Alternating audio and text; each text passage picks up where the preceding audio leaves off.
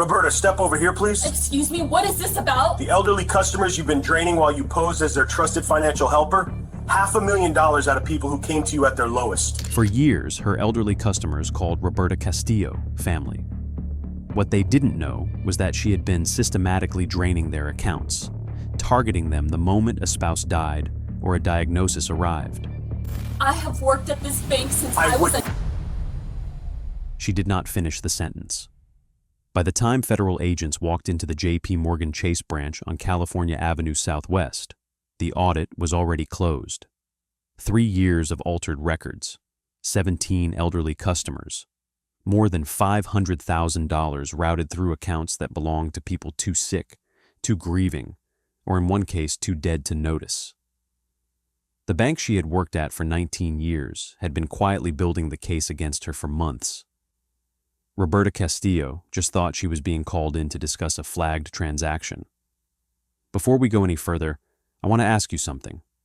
How well do you really know the person who handles your parents' money? The one they trust with their account, their safe deposit box, their last paperwork after a spouse dies? Drop a comment and tell me if you've ever stopped to think about that. And if you haven't subscribed yet, hit subscribe now. This channel covers the cases that local news lets disappear, and this one deserves your full attention. Roberta Castillo was born in West Seattle in 1981, the second of 3 daughters in a family that had lived in the same neighborhood since the late 1960s. Her father worked the docks at Terminal 5. Her mother cleaned houses on Beach Drive and Alki, the same families for 15 years, sometimes longer. The Castillos lived in a 2-bedroom rental off Delridge Way until Roberta was 12, when her parents finally saved enough to buy a small bungalow on 35th Avenue Southwest. Her father called it the proudest day of his life. Roberta attended Chief Sealth International High School, a few blocks from her parents' new house. Her transcripts were unremarkable. B's in most subjects, occasional A's in math, a recurring note from her economics teacher describing her as quiet, organized, and patient with classmates who struggled with numbers. She graduated in 1999 and enrolled at South Seattle Community College, where she earned an associate's degree in business administration over 3 years while working part-time at a Subway franchise on Avalon Way. In 2002, she applied for a teller position at the Washington Mutual branch on California Avenue Southwest, less than a mile from her parents' house. She was 21 years old. Her starting wage was $10.75 an hour. Her training supervisor wrote in her 90-day review that Roberta was precise with cash handling, calm under pressure, and demonstrated exceptional rapport with the branch's older customers. That last detail would appear in every performance review she received for the next 19 years. By 2005, she had been promoted to senior teller. By 2007, she was a personal banker, opening accounts, selling certificates of deposit, walking customers through home equity lines. She earned a small bonus that year for retention numbers in the elderly customer segment, a category Washington Mutual tracked separately because retirees in West Seattle held a disproportionate share of the branch's deposit base. Roberta knew the regulars by name. She knew which ones had grandchildren in town, which ones were widowed, which ones still drove themselves to the branch every Friday to deposit a pension check. When Washington Mutual collapsed in September 2008 and JPMorgan Chase absorbed the institution overnight, Roberta kept her job. Most of the branch staff kept their jobs. The customers, many of whom had banked at that exact building since it was a Great Western savings in the 1970s, kept coming in. The sign on the door changed colors. The people behind the counter did not. For an 80-year-old widow who had walked through that same set of glass doors for 40 years, that continuity was the entire point of the place. Roberta was promoted to assistant branch manager in 2012. Her base salary that year was $58,000. She bought a 1-bedroom condominium on Alki Avenue Southwest with a view of Puget Sound and the Olympic Mountains. She drove a used Honda Civic. She still ate Sunday menudo at her mother's house every week. She still called her father every other night to ask about his blood pressure and his cardiology appointments. In 2017, after the previous manager retired, Roberta was promoted to branch manager. She was 36 years old.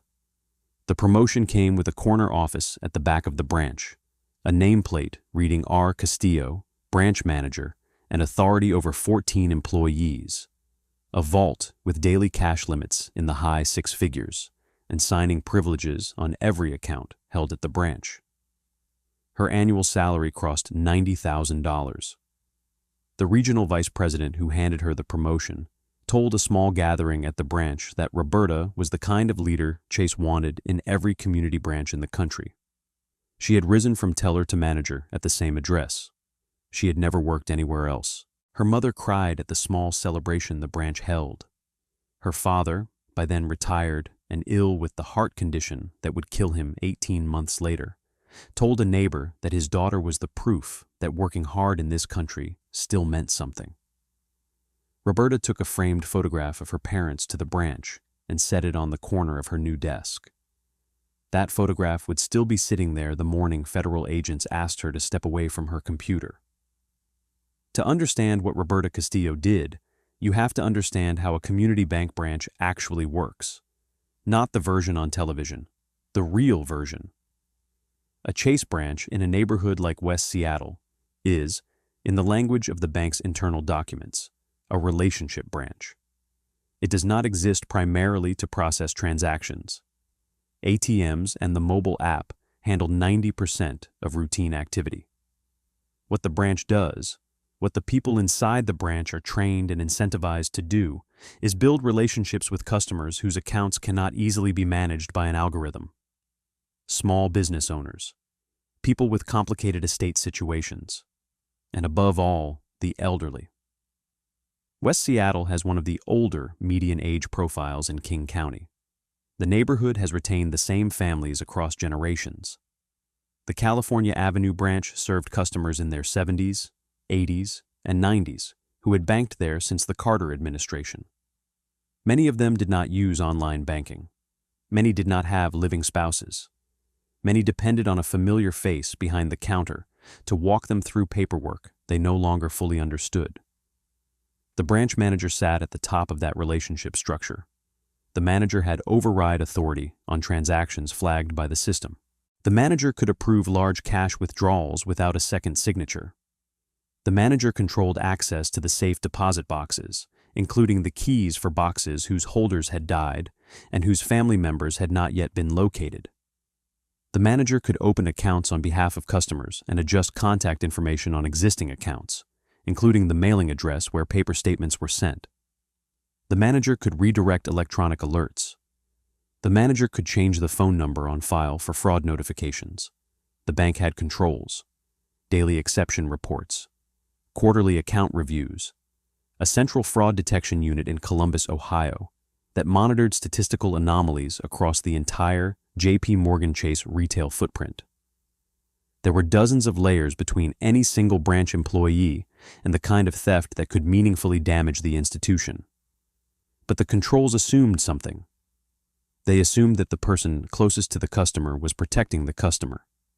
They assumed that when a 91-year-old widow signed a withdrawal slip because her trusted banker told her to, the trusted banker was doing what was best for the widow. The system was designed to catch outside fraudsters and rogue subordinates. It was not designed for a branch manager who had spent 2 decades earning the absolute confidence of the people she would later harm. In every internal training Roberta attended in those years, she was reminded that elderly customers were the bank's most vulnerable population.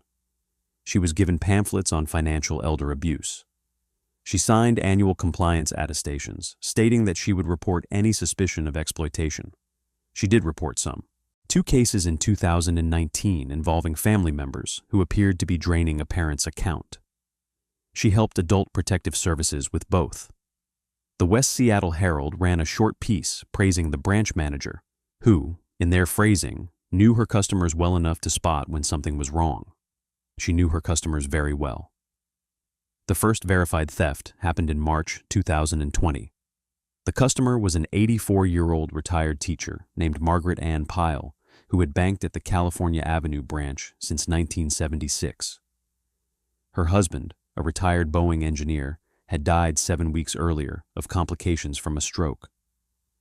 Margaret had walked into the branch on a Tuesday morning, carrying a manila folder of paperwork she did not know how to handle. Death certificates, pension forms, a life insurance check she could not figure out how to deposit. The teller at the window paged the manager. Roberta sat with Margaret in her office for almost 2 hours that morning. She made tea from the small kettle she kept on a side table. She walked Margaret through every piece of paper.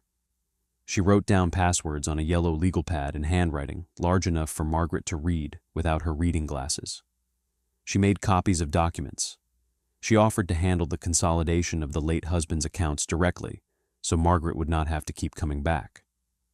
Margaret, who had spent 48 years married to a man who handled the finances and who now found herself alone at 84, accepted with gratitude. Over the next 9 months, Roberta withdrew $31,000 from Margaret Pyle's accounts in increments small enough to avoid triggering the bank's automatic review thresholds. She redirected paper statements to a post office box she had opened in Burien under a variation of Margaret's name. She altered Margaret's contact preferences in the electronic system so that account alerts would no longer be sent to Margaret's home phone or email. Margaret continued to come into the branch every 6 weeks for what she called her check-in visit. Roberta would sit with her, walk her through the balances on a printed sheet that bore no relationship to the actual ledger, and send her home reassured. By the summer of 2021, Roberta had developed a method. She would identify a customer recently widowed, recently diagnosed with dementia, or recently bereaved of an adult child who had previously handled their affairs. She would offer extensive personal help. She would gain signing authority through documents the customer believed were routine. She would gradually take over the customer's banking relationship, often becoming the only point of contact at the branch. The statements went to a post office box Roberta controlled. The phone alerts went silent. The customer kept coming in, kept being walked through fictitious balance sheets, kept going home reassured. She involved her subordinates without telling them what she was doing. When Roberta needed a withdrawal processed, she would call a teller into her office and explain that the customer had authorized the transaction by phone and that Roberta had verified the customer's identity personally. The tellers, who had worked under Roberta for years and who trusted her completely, processed the withdrawals. Their initials appear on the slips.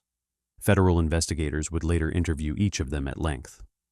None of them had any idea what they were participating in. One of them, a 23-year-old teller named Haley, cried during her FBI interview when she realized that her initials were on a withdrawal slip drawn against the account of a customer she had personally seen sitting in Roberta's office that same afternoon, smiling and unaware. The amounts grew. In late 2021, Roberta began targeting customers' safe deposit boxes. She had key access in her capacity as branch manager. She had account access through her override credentials. When a customer named Bernard Lipman, a 91-year-old retired pharmacist, died in November 2021 with no living spouse and his only daughter in Phoenix, Roberta accessed his safe deposit box 4 times in the 11 weeks between his death and the eventual contact from his daughter's attorney. The box contained municipal bonds, 2 gold coins from his time stationed in Germany, and an envelope of cash his wife had left him before her own death in 2017. By the time the attorney arrived at the branch to inventory the contents, the box was effectively empty. The largest single theft involved the estate of a retired physician named Howard Kessler, who died in April 2022 at the age of 88. Howard had been a customer of the branch since the Washington Mutual era. His wife had died 3 years before him. Their only son lived in Vermont and visited Seattle twice a year. Howard's accounts at the branch held just over $412,000 at the time of his death. Roberta had been managing those accounts personally for almost 2 years. By the time Howard's son and the estate attorney closed the accounts 6 months after his death, more than $350,000 had been moved out. Most of it in transfers Roberta had structured through a network of accounts she had opened in the names of other elderly customers, some of them still living, some of them already dead. The trail looked like normal estate activity, until someone actually looked. The first sign that something was wrong did not come from a customer. It came from the bank's own quarterly account review process in October 2022. A junior analyst in Columbus, Ohio, named Priya Venkatesh, was working through a routine sweep of accounts associated with deceased customers, a category the bank reviewed every 90 days to ensure that estates were being closed properly. Priya noticed that an account belonging to a customer named Eleanor Marsh, who had died 14 months earlier, had received a transfer of $9,400 from another account at the same branch 6 weeks after Eleanor's death. The transfer had been initiated by a teller, approved by the branch manager, and described in the memo field as estate consolidation per family request. Eleanor Marsh did not have any family. She had died alone in a memory care facility in Burien. Her estate had been closed by a court-appointed administrator who had no record of authorizing any transfer. Priya escalated the file. Within 2 weeks, the bank's internal fraud team had opened a preliminary review of every account Roberta Castillo had touched in the previous 18 months. The review was conducted quietly. Roberta was not informed. The team pulled transaction histories, override logs, and statement redirection records. By early December, they had identified 17 accounts with patterns matching the same fingerprint. Statements redirected to post office boxes that did not match the customer's address of record. Contact preferences altered shortly after a major life event such as a spouse's death. Withdrawals in amounts just under reporting thresholds. Beneficiary updates added shortly before or after the customer's death. Wire authorizations signed by customers whose signatures, when compared against earlier years of signature cards on file, did not match. The bank notified the United States Attorney's Office for the Western District of Washington on December 9, 2022. A federal investigation opened the same week. The FBI and the Office of the Comptroller of the Currency began conducting interviews of branch employees in January, always at off-site locations, always with strict instructions not to discuss the interviews with Roberta. Tellers were asked about specific transactions, specific dates, specific customers. Many of them began to realize for the first time what they had unwittingly participated in. Roberta continued to come to work every day. She still parked her Honda Civic in the small employee lot behind the branch. She still walked Margaret Pyle through fictitious balance sheets when Margaret came in for her check-in visits. She still ate lunch at the deli on the corner. She did not appear to suspect anything. One of the tellers later told investigators that the only change anyone noticed in those months was that Roberta seemed unusually calm. In late February 2023, the United States Attorney's Office obtained a sealed indictment. The arrest was scheduled for the following Wednesday, before the branch opened for business, so that no customer would witness it. We're heading into the part of this story where the investigation closes and the consequences begin. If you've made it this far, you already know this case is different from most of what makes the local news. Subscribe if you haven't yet. These cases need more eyes on them, and the families involved in this one deserve to have their stories actually heard. The evidence assembled by federal investigators was overwhelming because Roberta Castillo had, in her confidence, left almost everything in writing. She kept a small leather-bound notebook in the locked bottom drawer of her desk at the branch. Investigators recovered it during the execution of a search warrant on the morning of her arrest. The notebook contained a handwritten log going back to 2020, customer initials, account numbers in shorthand, dollar amounts, dates, a column at the right edge of each page that appeared to track running totals. Margaret Pyle's initials appeared on the first page. Bernard Lipman's appeared in late 2021. Howard Kessler's appeared in 2022. Investigators eventually matched every entry in the notebook to specific transactions in the bank's electronic records. Her work computer contained additional evidence. She had used the bank's email system to send herself reminders.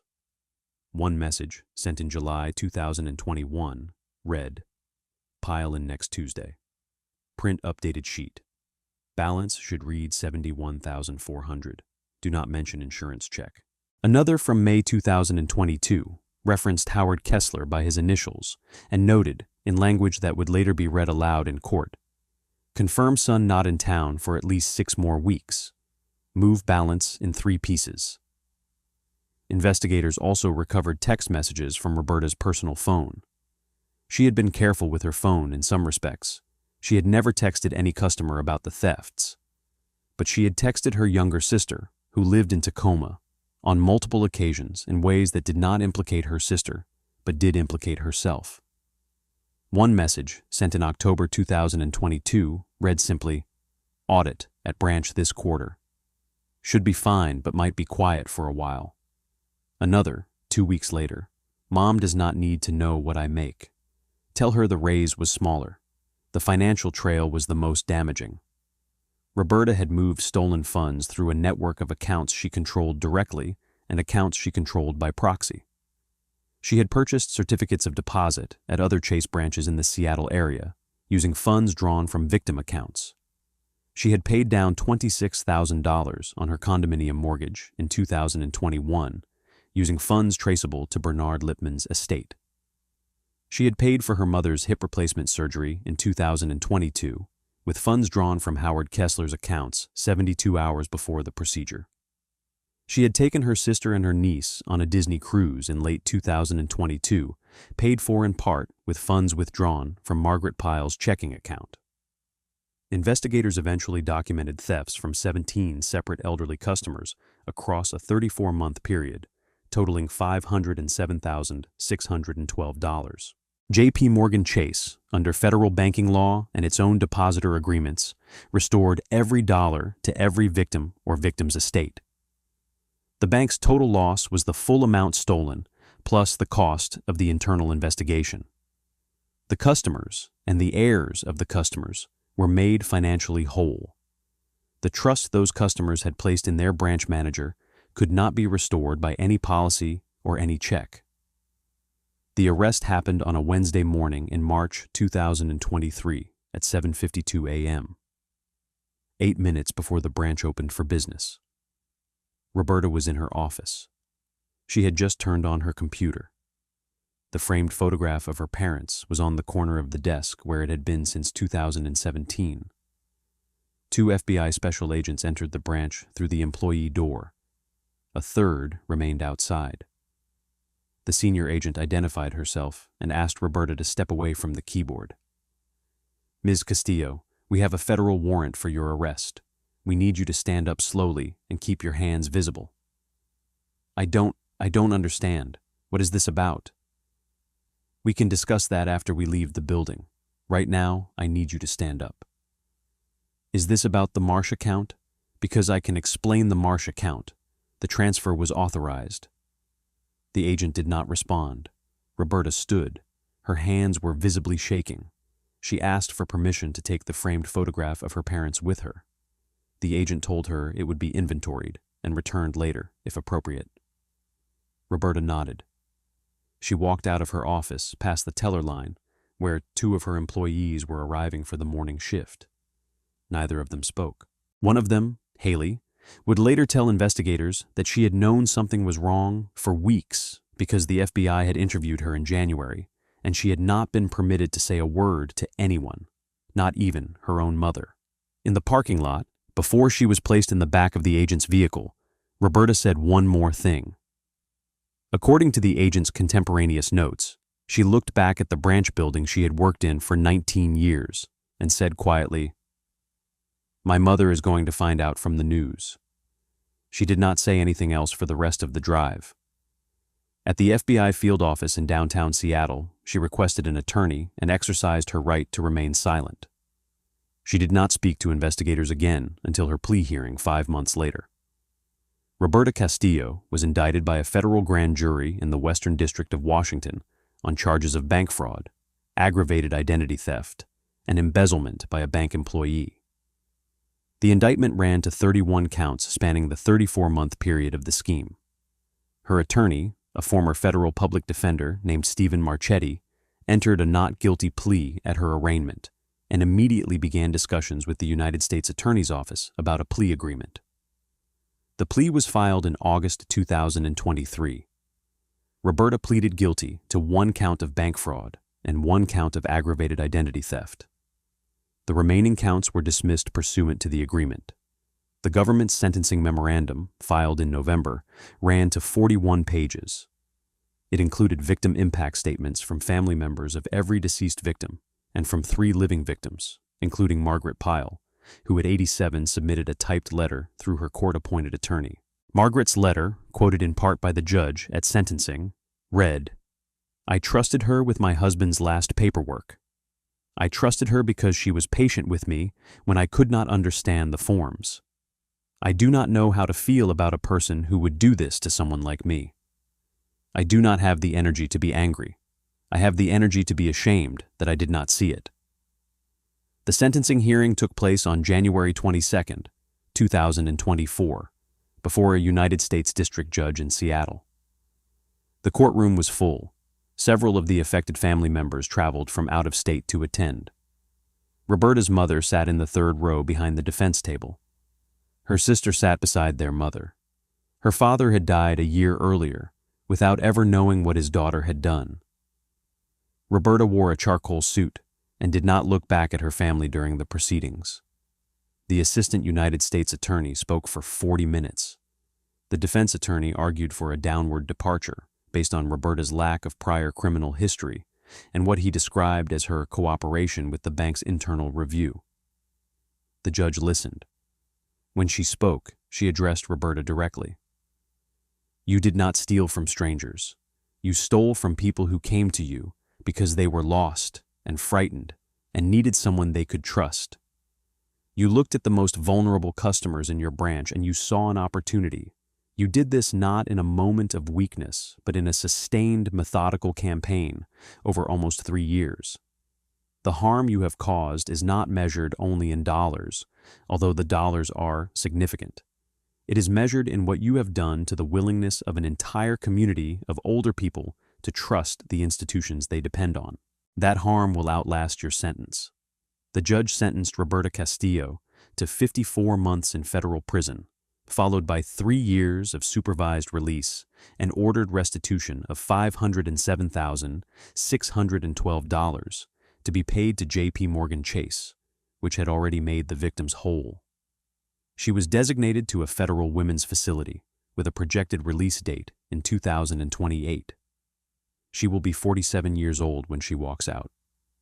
Margaret Pyle died 11 months into Roberta's sentence. She was 88. She never saw her former branch manager again. Her daughter, who flew in from Spokane to close out her mother's affairs at the same branch on California Avenue Southwest, said the hardest part was not the money. The money had been restored. The hardest part was watching her mother, in her final months, refuse to walk into any bank at all. This case was hard to listen to, but the case on your screen right now is somehow worse. Click it and see for yourself.